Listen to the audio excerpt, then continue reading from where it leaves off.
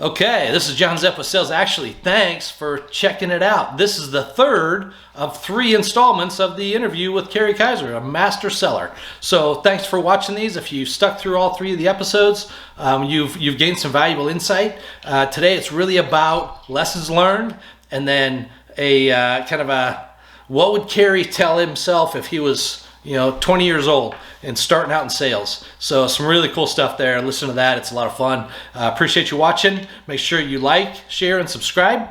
And we'll talk to you later. Take care.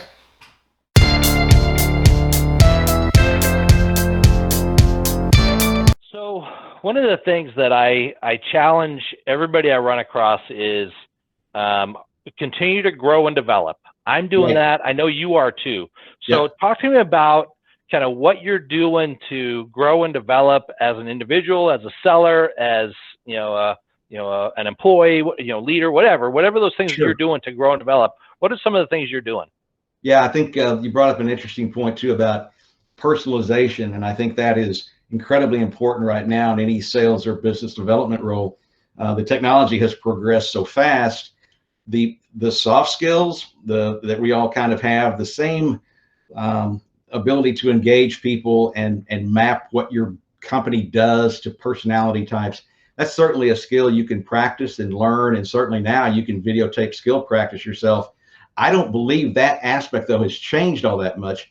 Once you're in front of someone and have the ability to talk to them, even if it's on camera or face to face or on the phone or chat or whatever it is, that part can kind of come through and you can adapt to whatever medium it is.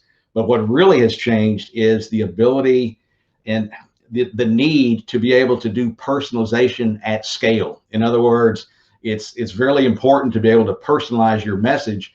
But if you spend half the day on just one prospect, that's not going to work very well. I mean, the rule of thumb that I'm seeing right now with most of the West Coast companies that are startups, that are funded for, their runway is maybe a quarter or 2 quarters or whatever, and they either hit their number or they're doing something else.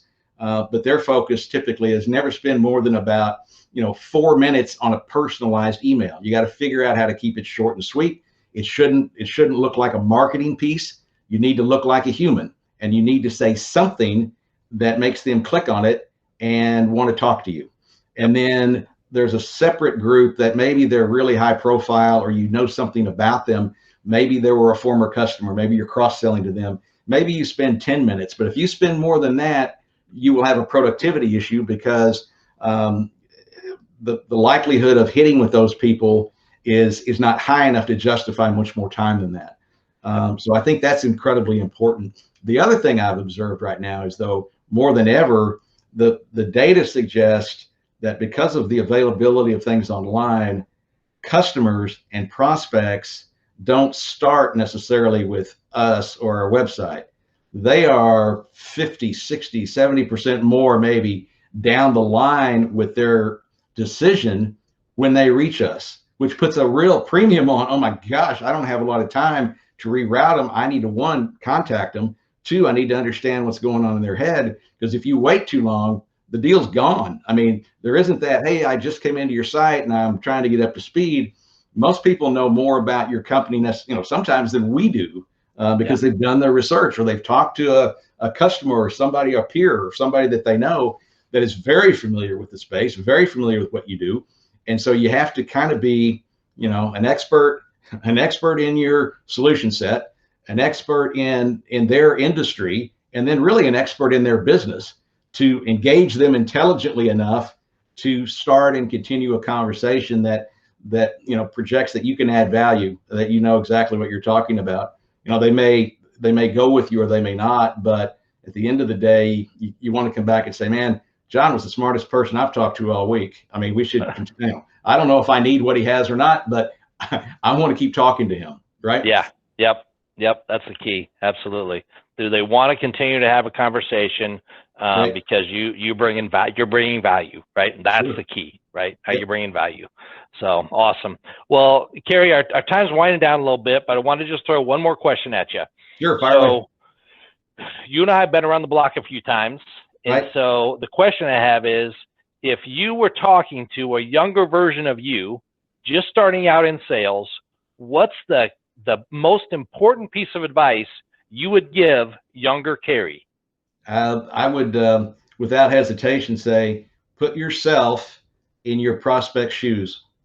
We all kind of know what we mean. We're all coming at some, typically a situation from our perspective. The quicker you can sort of stop and figure out what's going on in the prospect's mind, it's said fairly commonly, like, well, I know what I mean, what's wrong with everybody else. Now, you need to be on the same wavelength, and it starts with mapping, to their personality. You don't come on gangbusters if they're an accountant. If they're very run and shoot and very, if they're influencers, you don't give them this long, drawn out, linear thing. You go right to the heart of what the deal would be.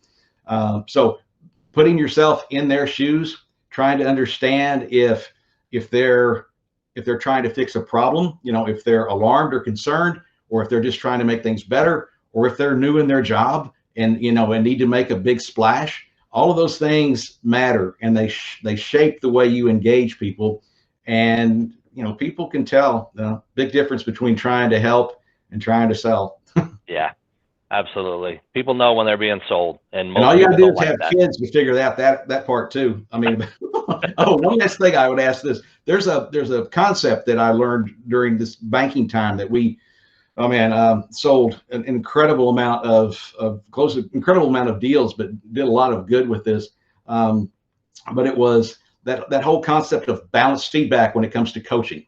So at its worst, coaching is the 9 things you hate about me, and maybe you'll do better next time or whatever. Yeah. Balanced feedback says that you do at least 3 positive things to 1, not even negative, but just next time, how to get better.